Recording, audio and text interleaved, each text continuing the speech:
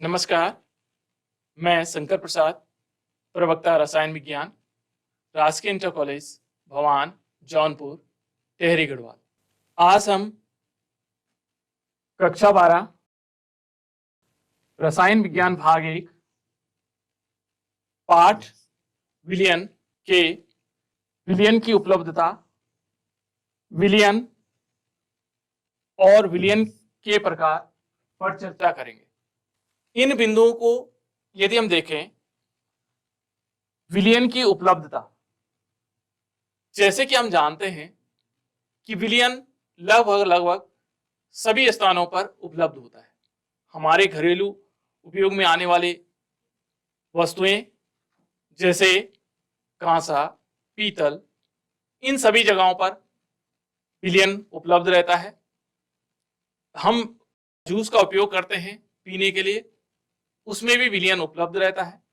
जितनी हमारे अंदर बहुत सारी क्रियाएं होती हैं उनके में भी विलयन उपलब्ध रहता है। तो इनके बारे में हम आगे चर्चा करेंगे। फिर दूसरा टॉपिक है विलयन। विलयन क्या है, किस प्रकार से होते हैं, वह हमारे जीवन में किस प्रकार उपयोगी हैं, कैसे कैसे प्रकार के विलयन हो सकते हैं, उनकी अवस्था के आधार पर विलयन कैसे होते हैं, उनके अंगों के आधार पर कैसे विलयन हो सकते हैं। तो ये विलयन के अलग अलग प्रकार हो सकते हैं, उनके बारे में भी हम इस टॉपिक में अध्ययन करेंगे। जैसे कि अभी हमने चर्चा के बिंदु में कहा कि विलयन की उपलब्धता, विलयन की उपलब्धता में यदि हम देखें तो शरीर के सभी प्रक्रम किसी न किसी रूप में विलयन में घटित होते हैं। अर्थात कहने का तात्पर्य है कि यदि हम शरीर के अंदर की घटनाओं को देखें, शरीर के अंदर होने वाली बहुत सारी घटनाएं होती हैं। जैसे यदि हम देखें पोषण,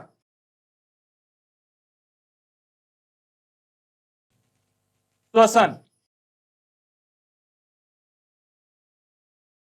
उत्सर्जन,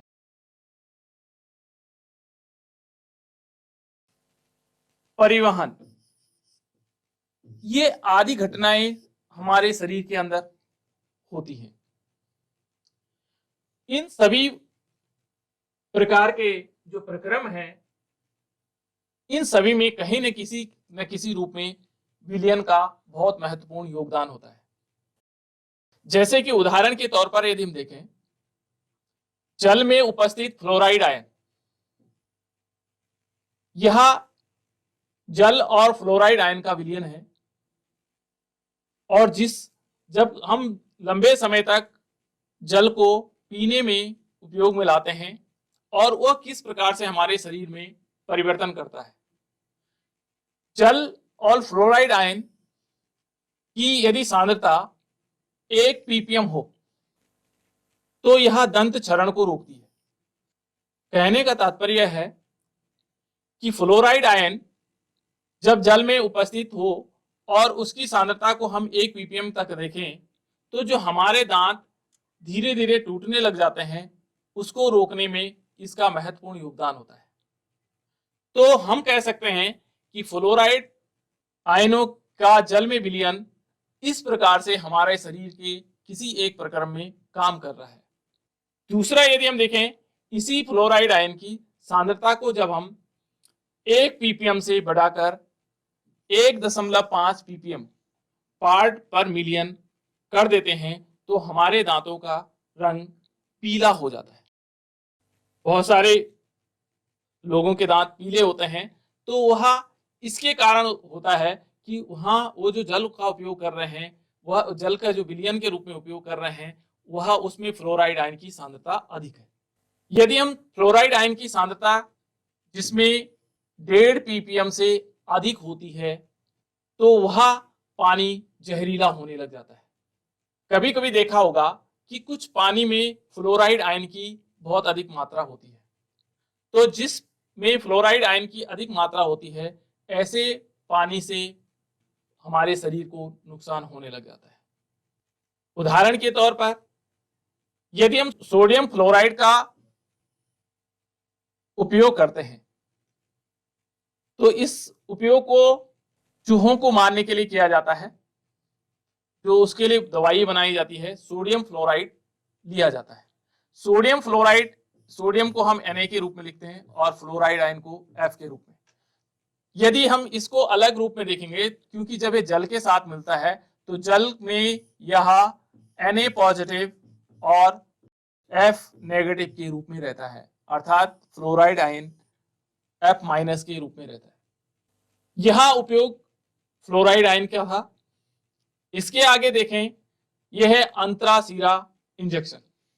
अधिकांश आपने देखा होगा कि जब हम कभी हॉस्पिटल में गए हों तो वहां पर कुछ इंजेक्शन हमें डायरेक्ट न दे करके ग्लूकोज या किसी लवणीय जल में दिए जाते हैं। उसका कारण क्या है कि जो लवणीय जल है वो क्या होता है, निश्चित आयनिक सांद्रता पर घोले जाते हैं। यानी कि उस लवणीय जल की एक निश्चित सांद्रता होती है जो हमारे रक्त प्लाज्मा की सांद्रता के समान होता है। क्योंकि यदि हम अपनी रक्त प्लाज्मा की सांद्रता से भिन्न किसी अन्य सांद्रता को रक्त में प्रभावित करते हैं तो उससे शरीर को काफी नुकसान हो सकता है। इसलिए अंतराशिरा इंजेक्शन को हमेशा लवणीय जल की निश्चित आयनिक सांद्रता के साथ रक्त प्लाज्मा में प्रभावित किया जाता है। अब थोड़ा सा जानकारी लेते हैं कि विलयन क्या है। विलयन को यदि हम देखें तो विलयन दो या दो से अधिक अवयवों का समांगी मिश्रण होता है। समांगी शब्द का मतलब है, यदि हम हिंदी में देखेंगे, सम धन अंगी से बना हुआ शब्द है।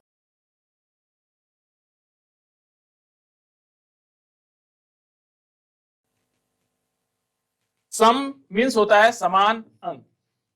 इसका तात्पर्य है कि जब हम क्या करते हैं, एक गिलास में पानी लेते हैं, पानी का फॉर्मूला हमारे पास H2O होता है, और इसमें यदि हम क्या करें, NaCl डाल दें। NaCl, इसको हम साधारण नमक या सोडियम क्लोराइड भी कहते हैं। यदि हम साधारण नमक को इसमें घोलते हैं और घोलने के बाद जो विलयन हमें प्राप्त होता है उसमें यदि सांद्रता को चेक करें, NaCl की सांद्रता इस पोजीशन पर सेम होगी, इस पोजीशन पर भी समान होगी, इस पोजीशन पर भी समान होगी, इस पोजीशन पर भी समान होगी और इस पोजीशन पर भी समान होगी। अर्थात इस पूरे विलयन में NaCl की सांद्रता पूर्ण रूप से समान होगी। इसको हम ऐसे भी चेक कर सकते हैं, स्ट्रॉ लें और उसको यहां से सक करें तो आपको लगेगा उतना नमकीन यहां पर होगा, उतना ही नमकीन इस वाले पोजीशन से होगा, उतना ही नमकीन इस वाले पोजीशन से होगा। इसको हम कह सकते हैं कि वह समांगी विलयन है। यानी कि यहां पर क्या है, NaCl एक ऐसा पदार्थ है जो क्या होता है, समान रूप से जल में वितरित हो।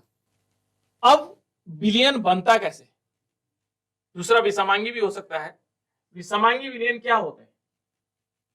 विषमांगी विलयन वह विलयन होता है जिसमें विलय की मात्रा, जो घोलने वाला है, जैसे हम NaCl को देखें, इन NaCl तो समांगी है, इसकी जगह हम गुआवा उसका एक सॉल्यूशन बनाते हैं, या मिट्टी का बना लें, या कि चौक का बना लें, या किसी अन्य चीज का बना लें जिसमें उसकी सांद्रता भिन्न भिन्न हो। जैसे यहाँ पर सांद्रता कम है, मान लीजिए मिट्टी हमने पानी में घोला, यहाँ सांद्रता कम है, लेकिन मिट्टी की सांद्रता यहाँ अधिक हो गई,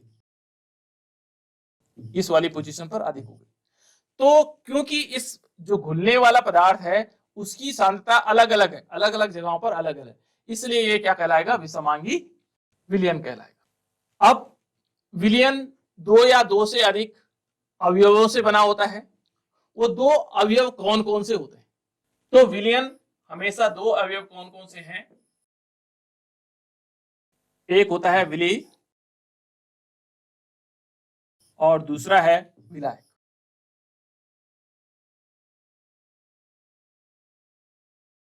विलेय और विलायक, विलेय क्या होते हैं, विलायक क्या होते हैं, पहले हम इनको जान लेते हैं। विलेय और विलायक क्या होते हैं? तो जैसे यदि देखोगे, सामान्यतः जो अवयव अधिक मात्रा में उपस्थित होता है वह विलायक कहलाता है। अर्थात कहने का मतलब यह है कि यहां पर जो मात्रा में अधिक होगा, मान लीजिए हमने क्या किया, NaCl और जल को मिलाया, NaCl प्लस जल, इसमें 2 ग्राम हमारे पास NaCl है लेकिन 1 लीटर जल, तो हमारे पास विलायक कौन होगा, विलायक 1 लीटर में है, अधिक मात्रा में। तो विलायक कौन सा अवयव होता है जो अधिक मात्रा में होता है, उसे हम विलायक कहते हैं। यदि मान लीजिए थोड़ी देर के लिए NaCl हमारे पास 1 kg होता और यहां पर 2 ml हमारे पास पानी है, तो इस समय विलायक कौन होगा, विलायक हो जाएगा NaCl, क्योंकि यह अधिक मात्रा में, और 2 ml पानी क्या हो जाएगा, विलेय हो जाएगा। इसकी चर्चा हम बाद में करेंगे, जब हम विलयन के बारे में आगे प्रकार बता रहे होंगे उस समय चर्चा करेंगे। तो यह है विलायक, हम किसे कहते हैं, जो अधिक मात्रा में उपस्थित होता है। विलायक विलयन की भौतिक अवस्था का निर्धारण करती है। इसका मतलब क्या है, जो भौतिक अवस्था हमें दिखेगी किसके अनुसार दिखेगी, विलायक के अनुसार। जो विलायक होगा, जैसे यदि जल विलायक है तो कैसे होगा, विलयन कैसे होगा, जलीय द्रवीय होगा। यदि ठोस विलायक है तो विलयन कैसे होगा, ठोस होगा। तो इसके बारे में हम आगे बताते रहेंगे। तो ये है हमारे पास, वह क्या करेगा, विलायक विलयन की भौतिक अवस्था निर्धारित करता है। विलयन विलायक के अतिरिक्त उपस्थित एक या अधिक अवयव जो होंगे वो विलेय कहलाएंगे। यानी कि जो विलायक, जैसे हमने अभी एक एग्जांपल लिया, चलो दूसरा एग्जांपल लेते हैं। एग्जांपल हम लेते हैं, चीनी के साथ पानी में मिला दिया जाता है चीनी को। मान लीजिए एक गिलास हमने लिया और इसमें हमने यहां तक पानी भरा हुआ है, H2O भरा हुआ है। चीनी को हम रासायनिक विज्ञान की भाषा में सुक्रोज कहते हैं, सुक्रोज कहा जाता है, और इसका फॉर्मूला होता है C12H22O11। जब हम इसको इसमें डालते हैं तो हमें विलयन प्राप्त होता है। यहां पर देखें, मान लीजिए जो H2O है वो हमारे पास विलायक है, क्योंकि वह 1 लीटर के फॉर्म में हमने लिया है, और ये हमने 5 ग्राम लिया है, 5 ग्राम। तो जब हम 5 ग्राम इसमें लेते हैं तो इसकी मात्रा कम है, तो ये स्वाभाविक, तो ये कहता है विलायक के अलावा जो भी होंगे वहां वो क्या कहलाएंगे, विलेय कहलाएंगे। तो एक जैसे हमारे पास सुक्रोज है तो सुक्रोज क्या है, विलेय है। और मान लीजिए सुक्रोज हमने इसमें नमक भी डाला हुआ है, चीनी के साथ नमक भी डाला हुआ है, तो ये दोनों ही क्या हो जाएंगे, विलेय कहलाएंगे। 2 भी हो सकते हैं, 1 भी हो सकता है, उससे अधिक भी हो सकते हैं। तो इस प्रकार से हम कह सकते हैं कि विलयन में जो क्या होगा, विलायक के अतिरिक्त जो भी उपस्थित हैं वो अवयव क्या कहलाएंगे, विलेय कहलाएंगे। अब है विलयनों के प्रकार। विलयन कितने प्रकार के हो सकते हैं, तो ये हमें पदार्थ की अवस्था होती है। विलयन के प्रकार सदैव उसकी अवस्था के आधार पर होते हैं। उसकी अवस्था से तात्पर्य है पदार्थ की अवस्था से है। पदार्थ की अवस्था के आधार पर हम विलयन को निम्न प्रकार से पढ़ सकते हैं। पहले यदि हम यहां पर देखें तो ये गैसीय विलयन है। अभी थोड़ी देर पहले मैंने बताया कि जो विलायक होता है वह उसकी भौतिक अवस्था का निर्धारण करता है। तो यहां पर देखो, ये विलायक क्या है, सभी में गैस है, इसलिए यह विलयन क्या है, गैसीय विलयन है। गैसीय विलयन है क्योंकि विलायक सब में क्या है, गैस है। विलायक का तात्पर्य यहां पर है कि यह अधिक मात्रा में होगा। किसकी तुलना में, यह होगा विलेय की तुलना में। पहला, यदि हम विलयन बनाते हैं तो गैस में घुला हुआ है, यानी कि जो विलेय वाली गैस है उसकी मात्रा कम है और जो विलायक वाली गैस है वह उसकी मात्रा अधिक है। ये दोनों ही गैस है। यदि हम इसका उदाहरण देखें तो ऑक्सीजन व नाइट्रोजन गैस का मिश्रण, ये ऑक्सीजन और नाइट्रोजन जो गैस का मिश्रण है ये वायु के रूप में होता है। और यदि हम वायु में देखें तो 21% ऑक्सीजन होता है और 78% नाइट्रोजन होता है। इसमें यदि विलायक है तो वह नाइट्रोजन है, क्योंकि इसकी मात्रा 78% है और ऑक्सीजन की मात्रा 21%। तो इस प्रकार का जो हमें विलयन प्राप्त होगा, गैस गैस विलयन, वो वायु इसका एक उदाहरण है।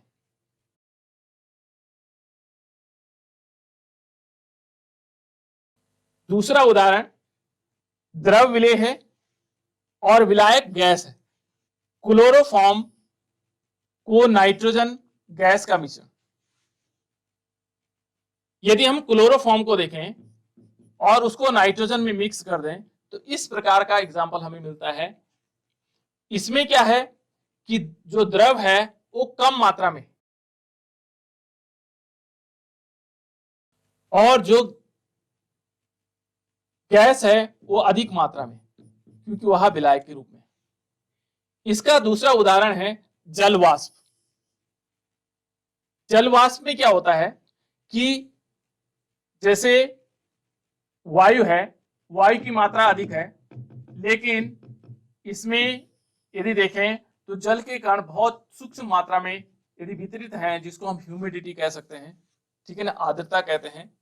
तो आर्द्रता भी एक प्रकार का उदाहरण है जिसमें वायु बहुत अधिक मात्रा में है और उसके छोटे छोटे भाप के कण उसमें सम्मिलित होते हैं। तो इस प्रकार का उदाहरण, ये भी कौन सा विलयन होगा? गैसीय विलयन।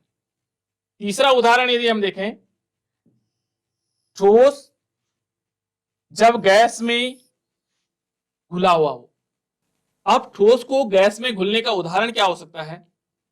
जैसे हमने देखा भी है कि जब हम किसी कचरे को या किसी गत्ते को या किसी कागज को जलाते हैं तो उससे धुआं उत्पन्न होता है, या लकड़ी को जलाते हैं, उस धुएं में कार्बन के कण होते हैं। कार्बन का प्रतीक सी होता है और यह कार्बन ठोस अवस्था में होता है और यह वायु में घुल जाता है और हमें इस प्रकार का विलयन प्राप्त होता है। इसके अन्य उदाहरण भी हैं, जैसे कपूर का नाइट्रोजन गैस में विलयन, वायु में कपूर का ऊर्ध्वपातन, ये सभी इसी का उदाहरण है। दूसरा हमारे पास है द्रव विलयन। द्रव विलयन क्या होते हैं? जैसे हमने पिछली स्लाइड में पढ़ा था कि विलायक ही विलयन की भौतिक अवस्था का निर्धारण करता है। तो यहां पर यदि हम देखें तो विलायक हमारे पास द्रव है, इसलिए इस प्रकार के विलयन क्या कहलाएंगे? द्रव विलयन कहलाएंगे। और इस प्रकार के विलयनों में पहला यदि उदाहरण देखें तो गैस द्रव, जिसमें गैस विलेय है और द्रव विलायक है।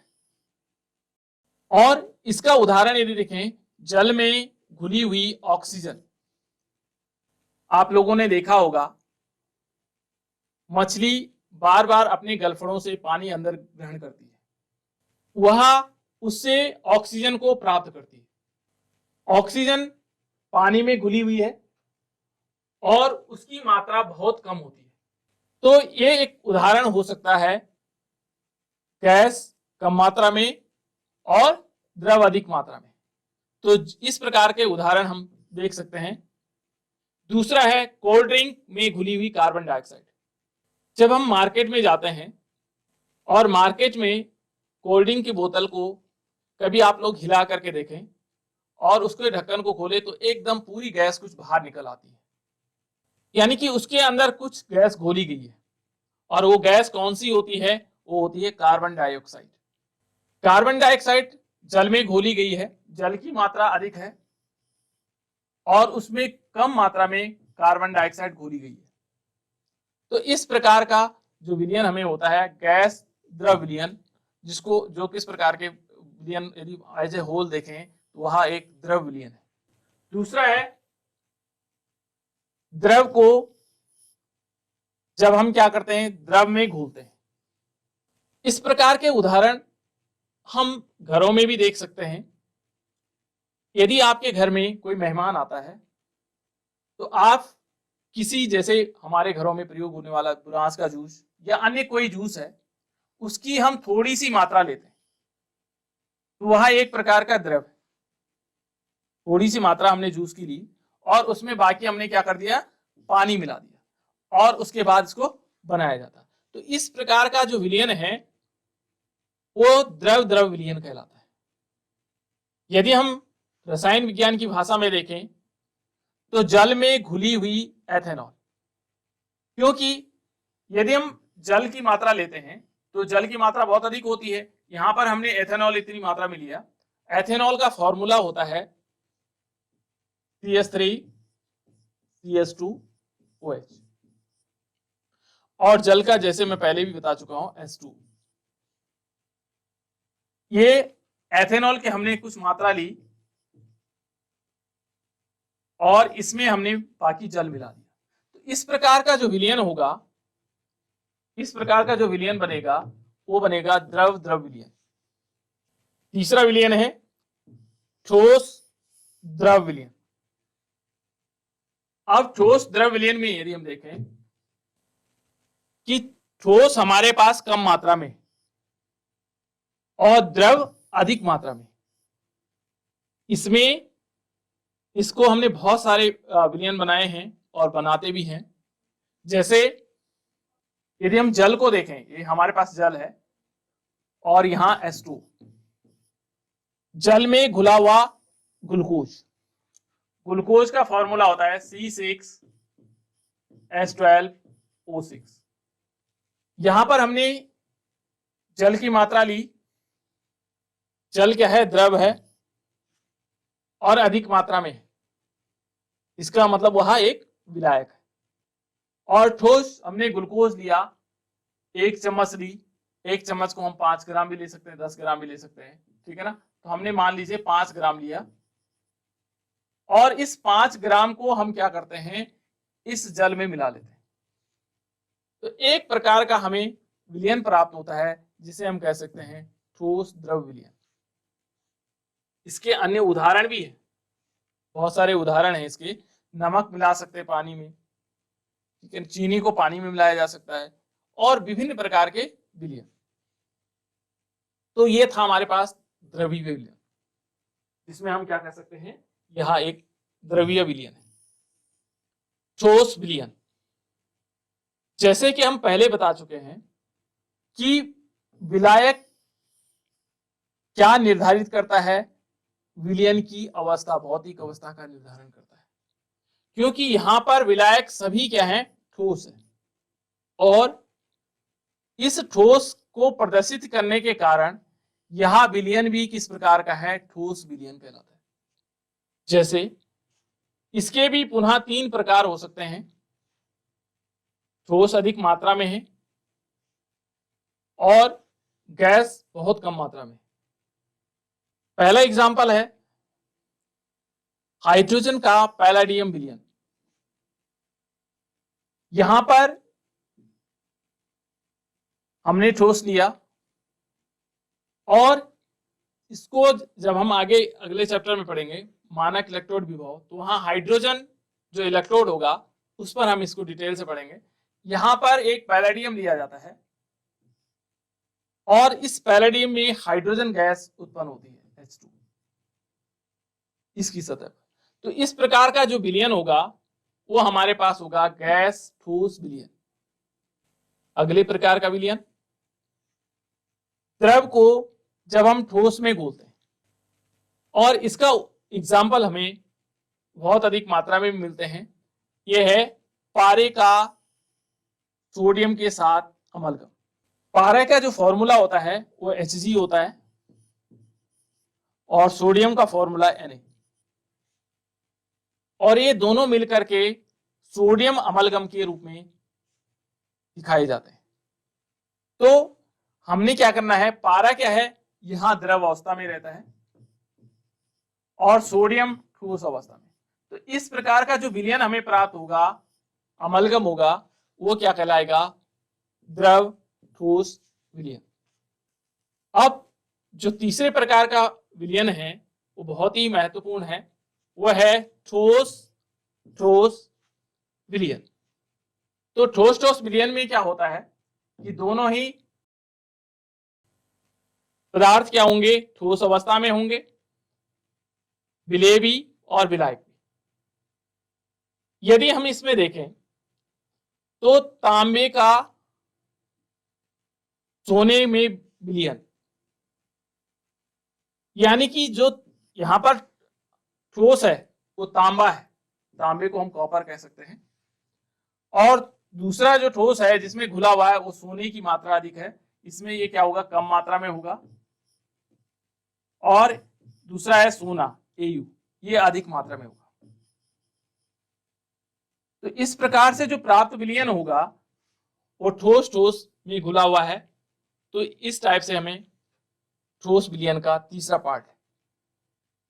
इसके अन्य उदाहरण भी हैं, जैसे पीतल है, पीतल भी दो ठोस पदार्थों का मिश्रण है। कांसा है, यह भी एक उदाहरण है। और तीसरा स्टेनलेस स्टील, स्टील को भी हम कह सकते हैं इसका उदाहरण है। और इन को कहा जाता है मिश्र धातु।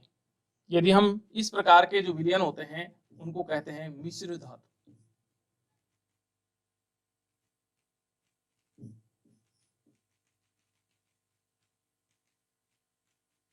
मिश्र धातु, ठीक है। तो इस प्रकार से हम कह सकते हैं कि ये मिश्र धातु भी कहलाते हैं। तो आज जो हमने अध्ययन किया है विलयन कहां कहां पर उपलब्ध है, तो बहुत सारी चीजें हमने जानी कि शरीर के अंदर भी विलयन हो सकते हैं,